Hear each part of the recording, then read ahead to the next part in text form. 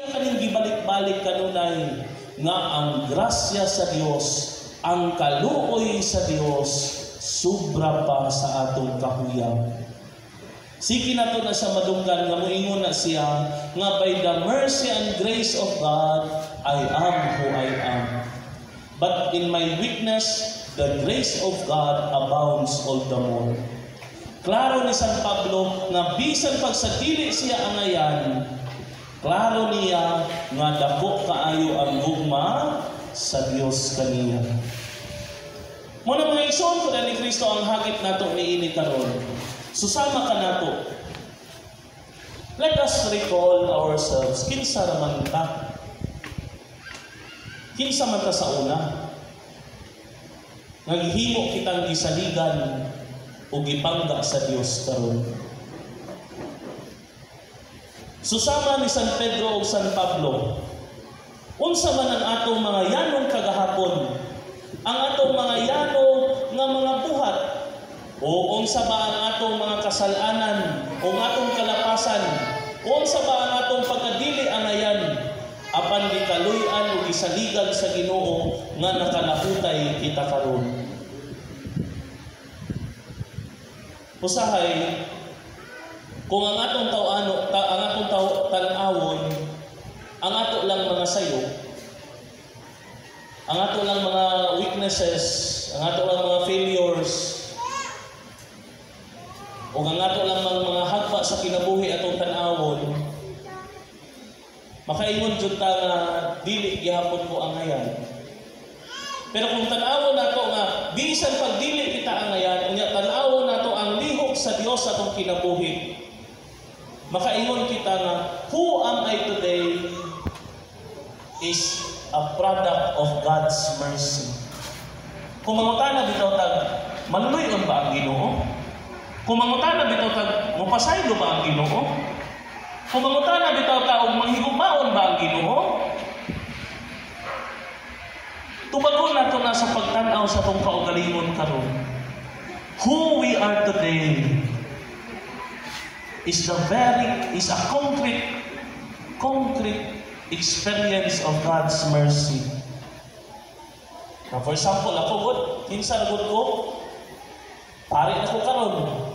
Kinsa naman ko sa una? Taga-bukid, taga-Australia, gikan sa pobre nga pamilya, apan gisaligan o gipalahutay sa Ginoo na pari.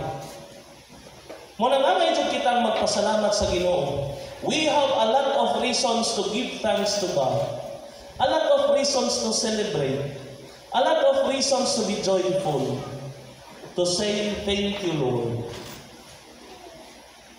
And every anniversary, kanunay na akong ginawali is katong story nga mangutana ta na, why is it that we have to celebrate anniversaries? Why is it that we have to celebrate birthdays? Or kanusa ka nakatrabaho, kanusa ka naka-item, kanusa ka nakapasar sa board exam, o maski kanusa ka naka-graduate. Bisan pag ka ng pagpasar nimo sa mga big events, big exams diha sa eskwelahan, kaya naman, kanang mga butanga, imahi ka na sa kaluoy sa Diyos. Kung pila na mo katuig karon sa pagkaminyo, pagkamagtiayon, I know nga daghang mga kasinatian na gisulay mo. Sa inyong trabaho, sa panahon karon, disod kaayo maka-item. Pero usa ka mo sa master teacher, nahimo na mong teacher train, o principal, supervisor. Disod kaayo ang pagpang-apply. Sa kadaghan, ikaw ang nakatrabaho. We have to celebrate because everything that we have today is a gift from God. Ang akong pagkapari karon mao ang akong giampo how many years ago. Usahay abili niyo magpagulmol pa ko kay Kapoy. Kapoy naa ko'y laing schedule. Pag-abot pa jud naa ko'y laing schedule. Naay mga kasinatian nga ako mismo wanang mo bagulpol sa hilom. Forgetting that who am I is an answered prayer. Na yung mga panahon, siguro kamo mismo nagbagulbol sa inyong kapikas. Nagbagulbol sa inyong bana, nagbagulbol sa inyong asawa. Usahay, nagbagulbol sa ilang anak. Nagbagulbol silang ginikanan. What we have today is an answered prayer. Usahay, ako mismo mangko na dyan ko, na hindi mo dyan nato na malimod. Naman dyan mga panahon nga murag lisod kayo pangita sa grasya. Nakalimot nga ang pagkakita ni ay gasa na dahi ta. Grasya na dahi ni. Usahay, ato pa ning ibagulbol. Sa pagkaya yung ginabagulbol sa kinamuhi. Kung ato bitaw tan-awon ni sa mata sa gasa, makayong data, thank you juday no. Thank you juday nga nakalahutay ni karon. Thank you nga naabot day ko karon. Thank you kaayo nga naaday ka pa, naaday ka ma. Thank you na. Thank you nga nakalahutay ta. We have a lot of reasons to say thank you, Lord. Ngano ako mag-i-emphasize ang diwa sa pagpasalamat? Ngano importante kayo ni? Kini tungod, una, sa Ebanghelyo, nadungog na to nga nangutana sa Jesus, kinsa man ako para kaninyo. If mangutana sa Jesus kanato karon, kinsa man ako para kanimo. Personal na question, who is God for you? Who is Jesus for you? Ang tao, mahimo lamang siyang mapasalamaton kung anaa siya'y konkreto nga kasinatian sa Dios. Pinaagi sa atong kasinatian niya, makaingon kita nga ikaw ang Ginoo nga mong pasaylo, Ginoo nga mong palahutay, Ginoo nga mong sorpresa, Ginoo nga mong hatag o kalipay, Ginoo nga mong ayo o mutambal. Ang tao, mahimo lamang siyang mapasalamaton kung klaro niya ang iyang kasinatian sa grasya sa Diyos.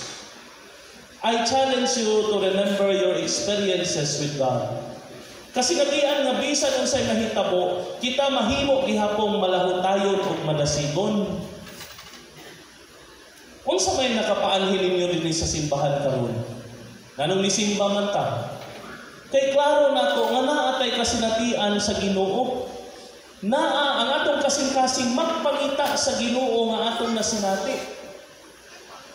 Usa ka Ginoo nga kanunay wala mi biya apan mi palahutay. Ug ang tawo nga klaro niya kasinatian niya sa Ginoo, wala siya laing tubag mao ang pagbalik halad siyang kaugalingon ngadto sa Dios. Mangutana ta, nganong si Pedro o si Pablo ni-oo man dayon sila sa Ginoo? Bukat ba yung trabaho nila? For example, si San Pablo siya ba ito'y niluto sa mga Kristiyanos? Siya ba itong nagukod o bipatay sa mga Kristiyanos? Unya karon siya ang magwali nga tinuod si Kristo. Usa siya sa lutuson na po. Nganong ni-oo man siya? O si Pedro, Peter, you are the rock, and in this rock I will build my church. Mahimo kang pangulo sa tibuok katawhan. Nganong ni-oo man si Pedro? Kay klaro nila ang kasinatian nila sa Dios. Ang tao nga mohinumdom kanunay mapasalamaton, ug ang tao nga mapasalamaton manggihatagon siyang kaugalingon ngadto sa Dios. The responsibility that he or she has is not anymore a burden, but an offering.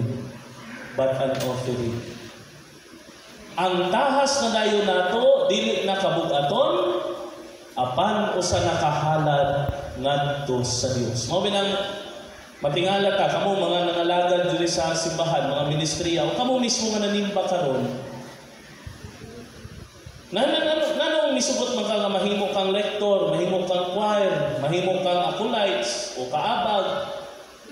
mahimo mong tulda leader. O sa ba inyo ang mga opises diya sa simbahan nga walay sweldo. Nganong misugot man mo ana? Because it is not anymore a burden, but it becomes an offering. Usa ka halad sa imong kaugalingon balik sa Dios. O kamo mismo nga naa karon dinhi. Nganong bukas kay ta kung ang simbahan manginahanglan? Nganong musuporta man dayong ta kung ang simbahan mo ay muhangyo? Because it is an offering of oneself.